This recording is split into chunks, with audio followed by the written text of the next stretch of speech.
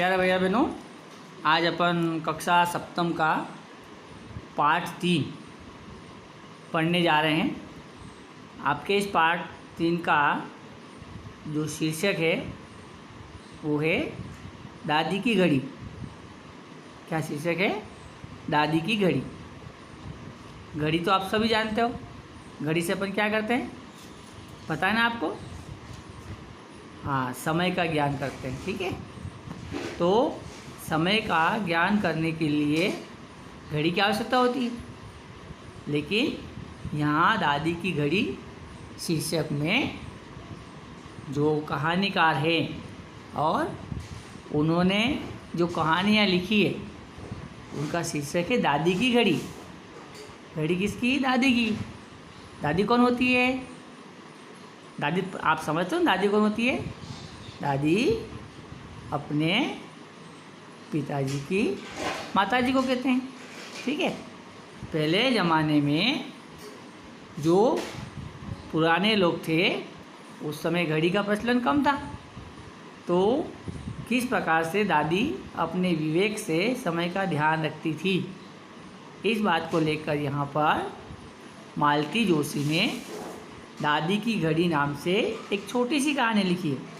आप सभी कहानी पढ़ते हो, आपको कहानी अच्छी लगती है, परिवार के सदस्यों से आप कहानी सुनते हो।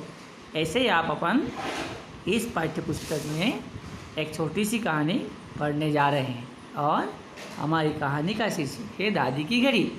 तो इसमें जैसे आप किस चीज़ को लेने के लिए अपने घर पे बड़े भैया बहन से आपस में जिद करते हो, ऐसे ही यहाँ पर आप जैसा एक छोटा सा भैया है और उसका नाम है दीपू।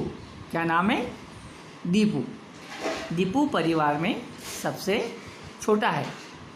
ठीक है, जिस प्रकार से आप अपने घर में अपने बड़े भाई बहन से किसी चीज़ को लेने के लिए बार बार जिद करते हो, ऐसे ही यहाँ पर इस कहानी में दीपू के घड़ी के लिए जो आपस में टकराव था उसका वर्णन है। तो इस कहानी में अपन दीपू के बारे में पढ़ेंगे, उसकी बहनों के बारे में पढ़ेंगे, है ना, उसके बड़े भाई बहन के बारे में पढ़ेंगे, उसके परिवार का व्यवहार कैसा था। दीपू जो है एक परिवार का छोटा सा बालक है। ठीक है, और वह 4ठी कक्षा में पढ़ता है। उसके अन्य भाई बहन भी पढ़ते हैं, लेकिन दीपू सबसे छोटा था, इसलिए उसको घर का सारा काम का स्वयं को करना पड़ता था। और छोटा होने का लाड़ प्यार तो सभी करते थे, लेकिन कई बार उसे परिवार के बड़े भैया बहनों की डांट फटकार भी सुनना पड़ती थी। ठीक है, घर में उसको अत्यधिक मात्रा में काम करना पड़ता था। मम्मी कहती थी उसका कार्य करना पड़ता था, और जो उसके बड़े भैया बहन कहते थे उन सब का काम भी उसको करना पड़ता था। तो अब ये जो दीपू है ये अपने भैया बहनों का सारा कार्य करता था। लेकिन क्या होता था, घर की जो चीज़ें हैं, जो सुख सुविधाएं हैं, जैसे कि मेज हुआ, अलार्म घड़ी हुई, ये सब चीज़ें उसके भाई बहन को मिलती थी, उसको पढ़ने को नहीं दी जाती थी। और जो उसकी बहन थी, बड़ी थी, वो हर चीज़ का उपयोग करती थी, लेकिन उस दीपू को उन चीज़ों को देने से कोई तैयार नहीं थी। अब वो बार बार किसी चीज़ को लेने की जिद करता तो सारे लोग उसको डांट देते कि तू छोटा है तो क्या करना, हम बड़ी कक्षा में पढ़ते हैं, हमको हर चीज़ की ज़रूरत पड़ती है। ठीक है, वैसे तो परिवार में सभी लोग बढ़िया थे, लेकिन दीपू छोटा था तो उसे सारा काम करना पड़ता था। ठीक है, और दीपू पढ़ने लिखने में भी अच्छा है। जिस प्रकार से आप पढ़ाई लिखाई अच्छी तरह करते हो, दीपू भी अच्छी पढ़ाई लिखाई करता है। वो अपनी कक्षा का मॉनिटर भी है। कक्षा 4ठी में दीपू पढ़ता है, वो अपनी कक्षा का मॉनिटर भी है। तो कई बार उसे कोई चीज़ नहीं दी जाती थी। ठीक है, और उसके मम्मी पापा भी उसे ज़्यादा लाड़ प्यार नहीं करते थे। हमेशा बड़ी कक्षा के उसके भैया बहनों को अत्यधिक महत्व देते थे। उसे सारा काम भी करना पड़ता था। सारी सुविधाएं दूसरे भैया उसके बहन को भाई को मिलती थी, लेकिन दीपू के लिए कोई व्यवस्था परिवार में नहीं थी। वैसे तो दीपू के घर उसकी बहन के या उसके भाई के कोई दोस्त आते थे तो सारी सुविधाएं मिलती थी, लेकिन जब दीपू के कोई दोस्त आते थे तो उन्हें कोई नाश्ता का भी नहीं पूछता था, बैठने का भी नहीं पूछता था। ऐसे धीरे धीरे कई बार दीपू अपना काम स्वयं चलाता था और पढ़ाई लिखाई खुद करता था, लेकिन घर में सुविधाएं न मिलने से उसका मन हमेशा उदास रहता था। कई बार वह अपने भैया बहन की डांट फटकार को सुनने के पश्चात आगे हमेशा जो है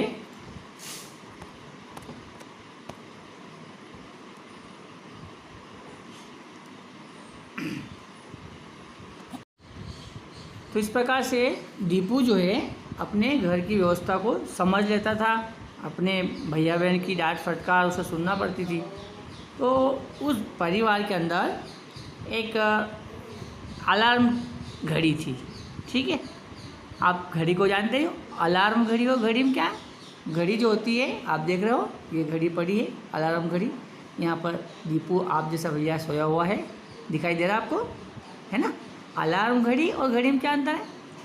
अलार्म घड़ी का मतलब ये होता है कि जिस समय हमें किसी कार्य को करना होता है उस समय को उस घड़ी के अंदर जब सेट कर देते हैं तो वह आवाज़ करती है, बोलती है, मधुर धुन सुनाई देती है, जिससे कि आप अपने निर्धारित समय पर उठ जाएं और निर्धारित समय पर सारे कार्य करें। लेकिन इस अलार्म घड़ी पर किसका अधिकार था? दीपू के अन्य भैया बहनों का।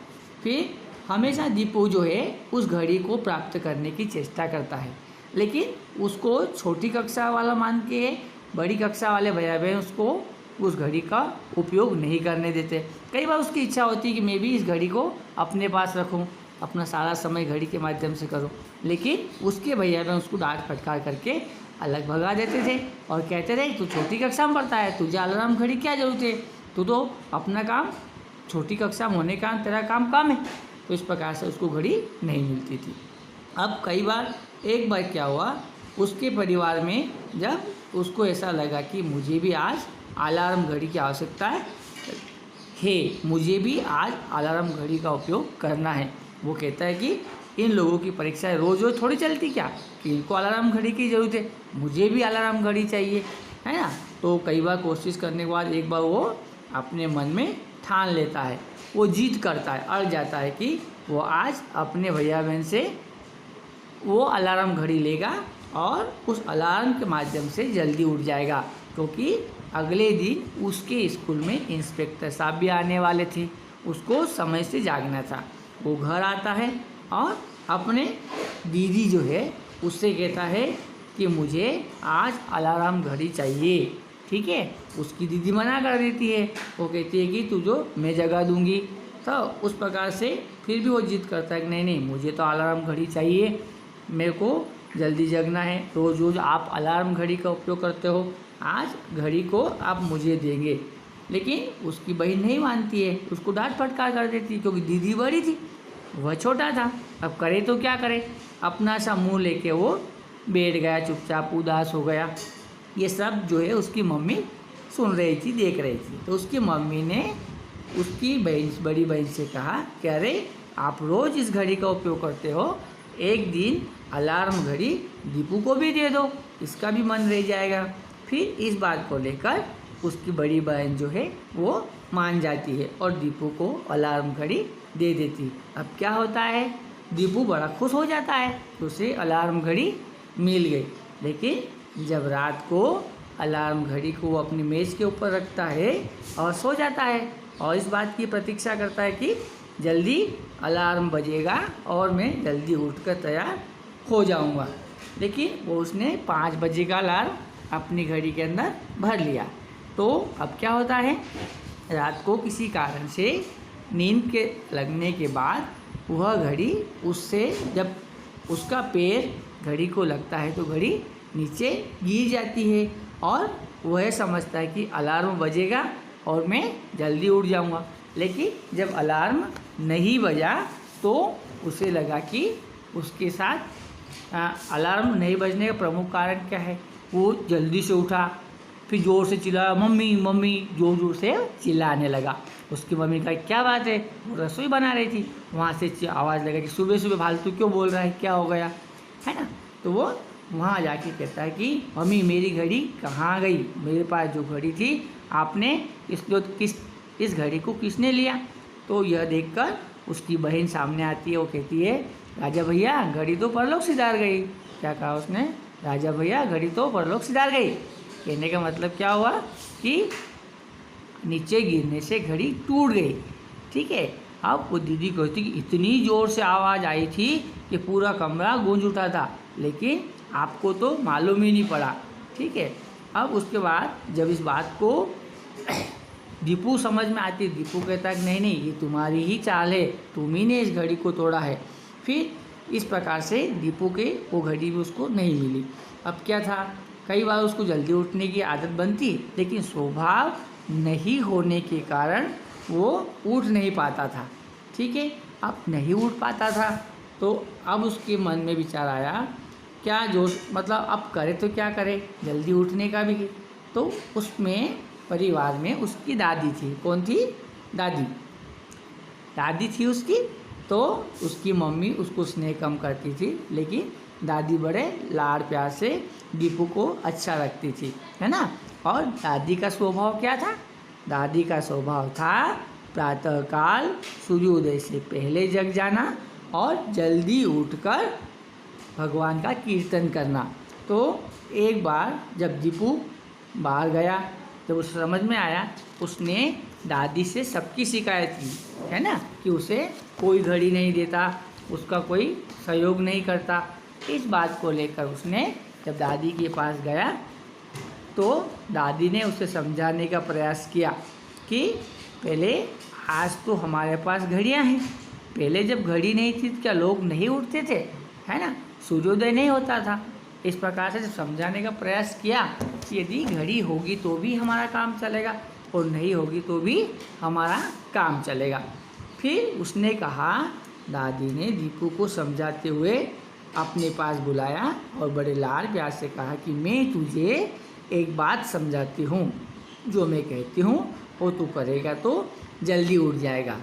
दीपू बड़ा खुश हो गया, उसने कहा अरे वाह ये तो अच्छी बात है। कि दादी ने दीपू को समझाया कि आज शाम को सोते समय क्या करना, अपने तकिए से बोलना तकिया राम तकिया भाई मुझे सुबह 4 बजे जगा देना, बस यह जगा देता है ना। तो ये बात जब दीपू को दादी ने समझाई तो दीपू ने सोचा कि तरकीब तो अच्छी है। वह जब रात को सोने के लिए बिस्तर पर गया और उसने ही अपने तकिए से कहा तकिया राम आप मुझे आज जल्दी जगा देना। इस प्रकार से कह के दीपू सो गया और उसे नींद आ गई। लेकिन क्या होता है, पूरा समय रात बीत जाती है, बहुत दूर सूर्य निकल आता है, तब भी दीपू की नींद नहीं खुलती है। एक दिन ऐसा किया, 2 दिन किया, लेकिन फिर भी उसकी नींद नहीं खुली। तो उसके समझ में आ गया कि दादी की ये तकिए वाली कहानी भी भूत प्रेत की कहानियों जैसे बेकार है। ठीक है। फिर अब क्या हुआ, जब दीपू हताश हो गया, उसके पास अलार्म घड़ी नहीं थी, दादी ने कहा तकिया राम जगा देगा, तकिए ने भी उसको नहीं जगाया। अब एक बार क्या हुआ, दीपू की कक्षा का एक टूर जाने वाला था और सांची सब लोग घूमने जाने वाले थे। और उसने घर आके अपनी मम्मी से कहा कि मम्मी मुझे जल्दी जगा देना क्योंकि मुझे टूर पे जाना है, मेरी कक्षा के भैया बहन भी टूर पे जा रहे हैं, हम सब सांची जाएंगे। तो उसकी बहन ने कहा, जब उसने अपनी दीदी से कहा दीदी मुझे प्रातःकाल जल्दी जगा देना, मुझे टूर पे जाना है। दीदी ने कहा नहीं नहीं कल तो रविवार है, इसलिए हम तो आराम से सोएंगे, हम जल्दी नहीं टूट पाएंगे। उसने कहा कि मम्मी से कह के देख लो, मम्मी ही तुम्हें जगा देगी। लेकिन उसकी मम्मी ने कहा मेरे पास तो बहुत सारा काम है, मैं जल्दी नहीं जगा सकता। फिर उसके मन में ऐसा ही प्रश्न आया, फिर वो दादी के पास तो गया नहीं, क्योंकि दादी ने जो कहा था कि तकिया राम जगा देता है, उसने उसको नहीं जगाया। फिर उसके मन में एक गजब शक्ति पैदा हुई, उसको जल्दी उठने की इच्छा जागृत हुई और उसने कहा, जब सोते समय वो सोने लगा तो जागने की तीव्र इच्छा, क्योंकि उसे कहाँ जाना था, पर्यटक पे जाना था, घूमने जाना था। तो फिर उसने एक बार और प्रयास किया कि आज फिर अपन तकिया राम से कहते हैं भैया तकिया राम आप मुझे जल्दी जगा देना। दीपू बड़े ही उत्सुकता से सो गया। जैसे ही समय हुआ, दीपू का जो नींद निकालने का तरीका था उसमें बदलाव आ गया। क्यों आया? क्योंकि उसे जल्दी जाने की इच्छा थी। उसमें इस प्रकार की लगन थी कि मैं समय से उठकर पर्यटन के लिए जाऊंगा। तो दादी जब सुबह उठती थी उससे पहले ही दीपू जब उठ जाता है और देखता है उठ के कि चारों तरफ डर है, सन्नाटा है, कोई प्रकाश नहीं दिखाई दे रहा है। थोड़ा वो सहमा हुआ कि अरे अभी तो बहुत रात होगी। फिर बाद में जैसे ही उसने देखा कि थोड़ी देर बाद दादी के कमरे से रघुपति राघव राजा राम की आवाज़ सुनाई दी। दौड़कर दीपू जो है अपनी दादी के कमरे में चला गया और दादी ने दीपू को देखा और बड़ी प्रसन्न हुई और उसने कहा, अरे दादी, आज मैं इतना जल्दी उठ गया, देखो ना, आज आपसे पहले मैं उठ गया। दादी ने दीपू को अपने गले लगाया और फिर समझाते हुए यह कहा कि देखो, ना तो कोई तकिया राम हमें जल्दी जगाता है, ना ही अलार्म से कोई फ़र्क पड़ता है। हमारी सबसे बड़ी इच्छा शक्ति जो होती है, यदि हम उसको समझ लें, हमारी जल्दी उठने की इच्छा जो होती है उसके अनुरूप यदि समय पर उठते हैं तो हम समय पर उठ जाते हैं। यही था दादी की अनोखी घड़ी का राज। दादी की घड़ी शीर्षक कहानी में मालती जोशी ने अपने छोटे छोटे भैया बहनों को क्या शिक्षा देने का प्रयास किया है? यह प्रयास किया है कि हम दूसरे को देखकर, हमारे परिवार के बूढ़े लोग जो है, बुजुर्ग हैं, उनकी दिनचर्या को देखकर, उनके क्रियाकलाप को देखकर अपनी दिनचर्या बना सकते हैं। और यदि मन में किसी कार्य को करने की हमारी इच्छा होती है तो सारा कार्य समय पर हो जाता है। तो प्यारे भैया बहनों, दादी की घड़ी के अंदर हमने देखा कि हम सबको अपना स्वभाव ऐसा बनाना चाहिए कि सारा कार्य समय पर कर लें।